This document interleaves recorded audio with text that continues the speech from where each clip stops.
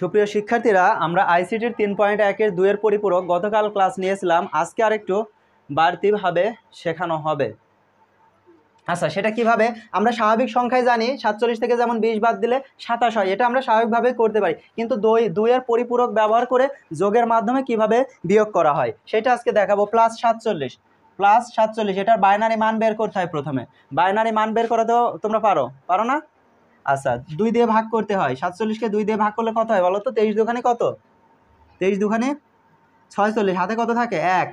তারপরে 11 দুখানি কত? 22, হাতে কত থাকে? 1। তারপরে 5 দুখানি কত? 10, হাতে কত থাকে? 1। 2 দুখানি কত? 4, হাতে কত থাকে? 1। 2 অক্ষে 2, হাতে কি থাকে? 0 থাকে। 2 একের ভিতর একবারও যায় না, 0। আচ্ছা, এবার এদিক থেকে উত্তর লেখো। প্রথমে কি হয়? 1, তারপরে 0, তারপরে 1 2 3 4, 4টে 1। আচ্ছা, আমরা বলেছিলাম 2-এর পরিপূরক করতে হলে এই সংখ্যাটাকে 8 বিটে রূপান্তর করতে হয়। ঠিক আছে? এখানে কয় বিট আছে? 1 2 3 4 5 6, আরও 2টা বিট লাগবে। আমরা 2টা 0 দিলাম। এটা কার মান বলো তো? এটা প্লাস 47-এর বাইনারি মান। আরেকটা মান আছে দেখো, -20। এখন কথা হলো -20-র তো মান বের করা যায় না, প্রথমে আমাদের +20-র মান বের করতে হবে। ঠিক আছে? আচ্ছা, আমরা -20-র মান তো বের হয় না, +20-র মান আগে বের করি। হ্যাঁ, 2 দিয়ে ভাগ করো। 2 দিয়ে ভাগ করলে কত হয় বলো তো? 10 দুখানি 20, হাতে কি থাকে? 0। আচ্ছা, তারপরে 2 দিয়ে আবার ভাগ করো, কত হয় বলো তো? 5 দুখানি 10, হাতে কি থাকে? 0। আচ্ছা, 2 5-এর ভিতরে কয়বার যায়? 2 বার যায়, হাতে কি থাকে? 1 থাকে। আচ্ছা, 2 2-এর ভিতর কতবার যায়? 1 বার যায়, হাতে কি থাকে? 0।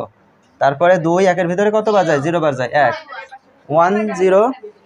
দেখো তো উত্তর কি হবে তাহলে? প্রথমে 1, তারপরে 0, তারপরে 1, তারপরে 0 0। আচ্ছা, এইটা হচ্ছে কার মান? এটা হচ্ছে +20-র মান। এখন এই +20-র মান প্রথমে 8 বিট করতে হবে। প্রথম কাজই হচ্ছে 8 বিট করে। এখানে কয় বিট আছে? 1 2 3 4 5, প্রথমে 8 বিট করো। ঠিক আছে? এটা হচ্ছে +20-র মান। এই যে 8 বিট করলাম, +20-র মান 8 বিট করলাম, এইটাকে কিভাবে -20 করা যায়? প্রথমে যা আছে সব উল্টাই দিতে হয়। 0টাকে 1 করো।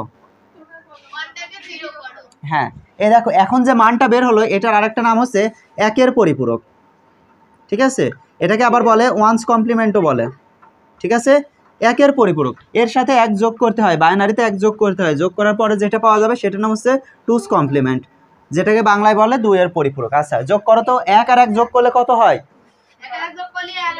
10 হয়। 1 আর 1 যোগ করলে 10 হয়। 10, 10-এর শূন্য বসে, হাতে 1 থাকে। সেই 1-এর সাথে যোগ করো। 1 আর 1 যোগ করলে 10 হয়, হাতে কই? এখানে 1 আর 1 যোগ করলে 10 হয়। 10-এর শূন্য বসলো, হাতে 1। সেই 1 আর 1 10 হয়।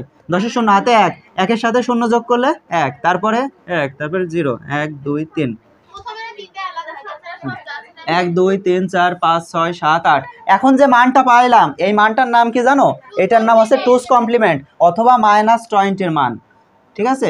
-20-র মান। এখন +47-এর মান আমরা পেয়েছিলাম, -20-র মান আমরা পেয়ে গেলাম। কত হচ্ছে? 1 1 1 0 1 1 0 0। এখন এই দুইটা যোগ করতে হবে। এখন এই দুইটা মান যোগ করতে হবে। ঠিক আছে? এদিকে খেয়াল করো, ভালো করে খেয়াল করো। 0-এর সাথে 1 যোগ করলে কি হয়? 0-এর সাথে 1 যোগ করলে 1 হয়, 1 হয়। আবার 0-এর সাথে 1 যোগ করলে 1 হয়। 1-এর সাথে 1 যোগ করলে কি হয়? 1-এর সাথে 1 যোগ করলে 0 হয়, হাতে 1 থাকে। সেই 1 এখানে আনো। 3টা 1 যোগ করলে কি হয়? 11, 11-এর 1 বসে, হাতে 1। সেই 1 এই 0-এর সাথে যোগ করো। 1 আর 0 যোগ করলে 1ই হয়। আচ্ছা, 1 1 যোগ করলে কি হয়? 0 হয়, হাতে 1। সেই আবার 1 1 যোগ করলে কি হয়? 0, হাতে 1। আবার 1 1 যোগ করলে 0, হাতে 1। এই একটা বসায় দাও। ঠিক আছে? এইটা হচ্ছে ক্যারি বিট। ঠিক আছে? আমি নিচের এইগুলো মুছে দিলাম। আচ্ছা, এই যে লাস্টে যে সংখ্যাটা থাকে এই সংখ্যাটা ধরা যাবে না, এটার নাম হচ্ছে চিহ্ন বিট বা ক্যারি বিট। ঠিক আছে? লাস্টের সংখ্যা যদি 1 থাকে, একটা জিনিস বলি,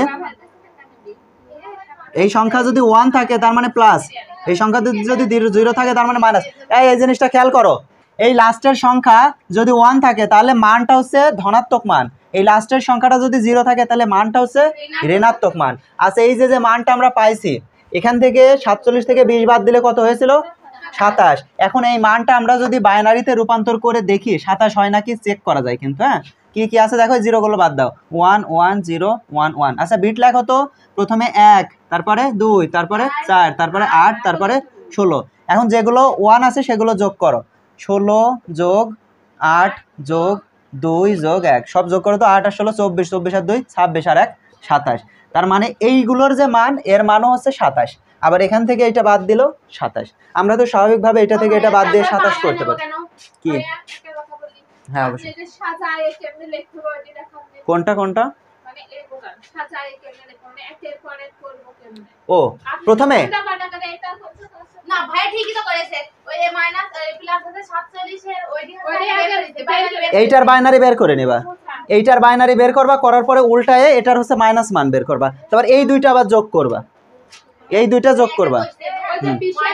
মাইনাস আছে যে প্লাস আছে বি, এটা হচ্ছে আগে আছে মাইনাস প্লাস এটা বের করে নিতে হবে। হ্যাঁ হ্যাঁ, প্লাসেরটা বের করবা, তারপরে উল্টাবা, উল্টালে হবে 1 এর কমপ্লিমেন্ট, তারপরে আবার 1 যোগ করবা, সেটা হবে 2 এর কমপ্লিমেন্ট। হ্যাঁ প্লাস 1 ওইটা হচ্ছে 2's কমপ্লিমেন্ট। হ্যাঁ হ্যাঁ, ওইটা করে যে হচ্ছে অ্যানসার হবে, যদি 1 থাকে ওইটা হচ্ছে ক্যারি বিট। আচ্ছা আরেকটা কথা বলি, প্লাস যে চিহ্নটা, এটার কিচ্ছু করা লাগে না, এটা শুধু বাইনারি মান বের করতে হয়, 8 বিট করতে হয়, শেষ ওটার কাজ। কিন্তু মাইনাস যে মানটা থাকে ওইটার হচ্ছে প্রথমে উল্টাতে হয়, তারপরে আবার 2 এর পরিপূরক করতে হয়, ঠিক আছে।